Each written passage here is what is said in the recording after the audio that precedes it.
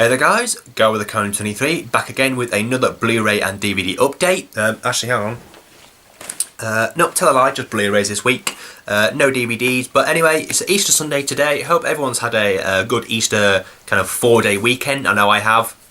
Obviously, not having to go to work for 2 days is just a bonus. I mean, I'm not the biggest fan of Easter. I mean, to be honest, it's just an excuse to have some days off, to be quite honest. But anyway, hope everyone's had a pretty good time. I've had alright. I've been kind of watching some stuff, doing some stuff. But anyway, so just Blu-rays in this update, and what I'll do is I'll start off with some Region A imported titles.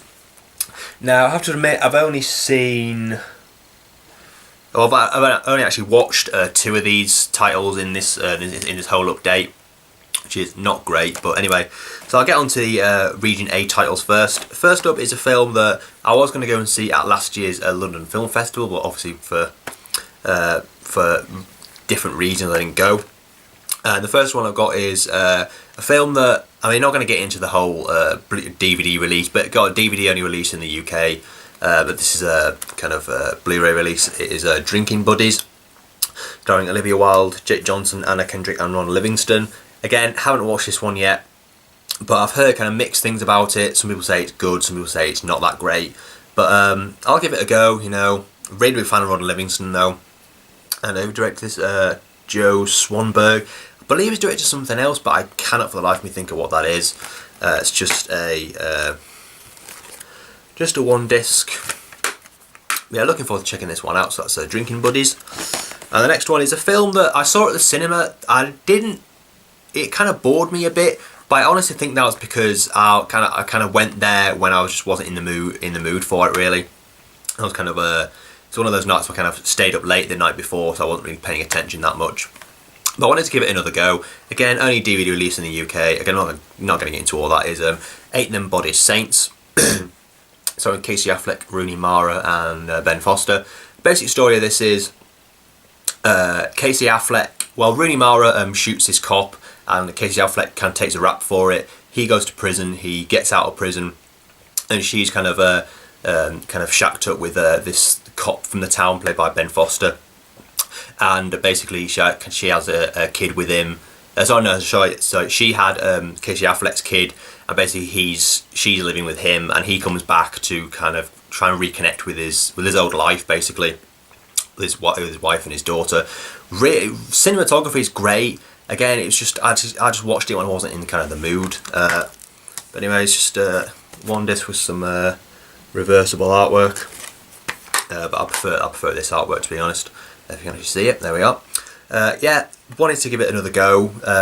It wasn't a bad film by any means, but I just wasn't in the mood for it. But looking forward to checking this one out again. So that's Eight Embodied Saints. Next one is a film that I did a review for. I thought it was good, but the basic gist of my review was I just felt that some scenes in it that the film thought it was more serious than it actually was. But I wanted to give it another go. It wasn't a bad film. It kind of stayed on my mind for quite a while, and like I said, I wanted to give it another go, and that is The Book Thief. Excuse me. Based on the book by Marcus Zuzak. But the basic story is Sophie Nélisse plays this girl who is taken in by a German family in the World War... Oh, damn, rubbish at history. 1, I think. 1 or 2, anyway. I think it is 1. And basically she kind of develops a love for books and stories and things, and she basically uses that to kind of escape from the atrocities of war, kind of thing. Again, it wasn't a bad film by any means. I mean, Sophie Nélisse, I said this in my review, gives one of the best debut... Well, she's been in a film before, but American... well, you know what I mean. Proper film debuts since Haley Steinfeld in True Grit. Really, really good performance. Starring Jeffrey Rush and... always get her name wrong, Emily Watson. I always get mixed up with her with Emily Watson and Emily Mortimer. I don't know why, but it's just 2 Emilys, I think. This is Blu-ray and digital copy as well. I actually know someone who wants that code, so yeah. So looking forward to checking this one out again. I say it wasn't a bad film, but I don't know, I'm not in any kind of desperate need to watch it again, but I wanted to get it because I kind of thought I gave it a bit of a bad rap in my review. But anyway, so that's The Book Thief. Got to start hurrying through these. Next one is a film that I think came out about a month or two ago in the UK, but this is obviously an American release. So a fantastic casting. There's Christian Bale, Woody Harrelson, Casey Affleck, Forest Whitaker, Willem Dafoe, Zoe Saldana, and Sam Shepard, and that is Out of the Furnace. Yeah, don't know much about the story. Let's have a look. Some kind of guy cares for his father. Anyway, I'm not going to kind of go into that, but in fact, I mean, it's a fantastic cast. I've heard kind of mixed things about it, but I wanted to give it a go. It's just it does actually, there's a digital copy, but I think the guy I bought it from used it. But yeah, I'm looking forward to checking this one out. Like I said, the cast really kind of piqued my interest with this film, but it looks pretty damn decent. That's some Out of the Furnace. And the next, actually, I'll start off with the ones I've actually watched, which is a good place to start, really. Next one is a film that I remember seeing this at the cinema. I think it was alright, and I watched it again the other day, and it is alright. I just don't think I'd watch it kind of over and over again. It's a great, it's a pretty damn good film. The concept of it is really good, but I just felt that the ending kind of let it down a bit, and I don't know, it just wasn't amazing. And that is The Disappearance of Alice Creed. I love the fact that there's literally three actors in this film. Eddie Marsan, Martin Compston, and Gemma Arterton. The basic plot is Eddie Marsan and Martin Compston kidnap this. She's like the daughter of this really rich guy, and they kidnap her in order to kind of extort money from this guy. And I say it's a good film and everything. There's a couple of twists in here. The first twist I saw coming a mile off, but the second twist I did not see coming whatsoever. It's the twist kind of towards the end, well, kind of further towards the end than the first twist was.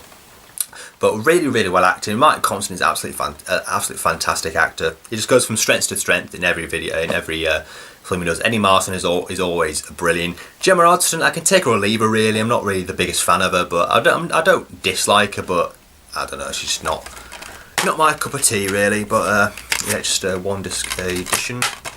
So yeah, decent enough film. So yeah, that's The Disappearance of Alice Creed. And the next one is a film that James Merchant did a review for this film, which was amazing. I'll put a link down to his review down below.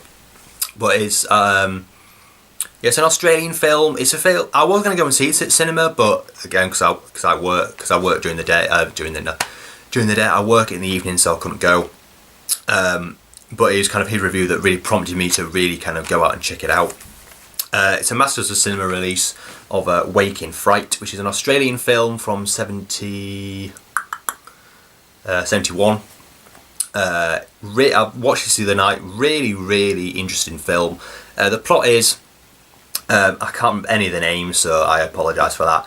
Basically, this guy kind of stops off in this town. What's it called? Bundan Yabba, which the people who live there call it the Yabba. And basically he stops off on his way to Sydney, I believe, and he gets involved with this gambling thing, and basically loses all his money. So he has to spend all his time in this, I think it's a town or a village that he's never been to before, and gets involved with some, let's say, unsavoury characters. But it's really interesting. The cinematography is amazing. There's obviously a lot of controversy about the film with the fact that it featured real life kangaroo hunting, which is some of the most kind of visceral animal hunting scenes I've ever witnessed in cinema. It's really, really, really disturbing, but it's not overdone. You know, it's not there for kind of no reason. I mean, James Merchant could just anything that you could say about this film, he said. So I'll just put a link down to his review down below. But really interesting film. Really looking forward to checking this out again. There's a lot of rewatch value in my opinion. So yeah, that's Waking Fright, and it is very, very heavy. Next one is I caught the tail end of this film when it was on television, kind of about 6 months ago or something, about a year ago. It looked alright, so I thought I might as well get it. I mean, these were pretty cheap, and the first one is Son of Rambo. Yeah, I don't know much about the film apart from the fact that there's two kids who see a VHS copy of First Blood, and they kind of make their own version thereof. It looks quite interesting. Again, I've always said this, I'm a big champion of British films, and it looks pretty decent. So yeah, that's Son of Rambo. And the next one is a David Cronenberg film. I remember seeing it at the cinema. I thought it was pretty good. I saw it at the cinema when I'd never kind of seen another. I think I'd seen History of Violence. I'm not 100% sure. This is in kind of the same vein as it is Eastern Promises. The basic plot of this film is something, I can't remember, it's something about Naomi Watts plays this nurse who is present at the birth of this baby who the mother dies, and basically she finds out that I think she was part of a some kind of what do you call it, kind of a crime family, I guess. And yeah, it is decent. I mean, there's a twist in this at the end that you will not see coming. I didn't see coming anyway. It's just one disc again. It's David Cronenberg's kind of more grounded films. I mean, he goes kind of really, kind of the other end of the spectrum of films like films like Videodrome and things like that. But yeah, remember being, oh man, I remember this being pretty decent. That's the sentence. And the last film is a film that I saw a bit of kind of about a couple of years ago now, and it looks interesting. It's, I mean, Adam Sandler in a very rare serious role,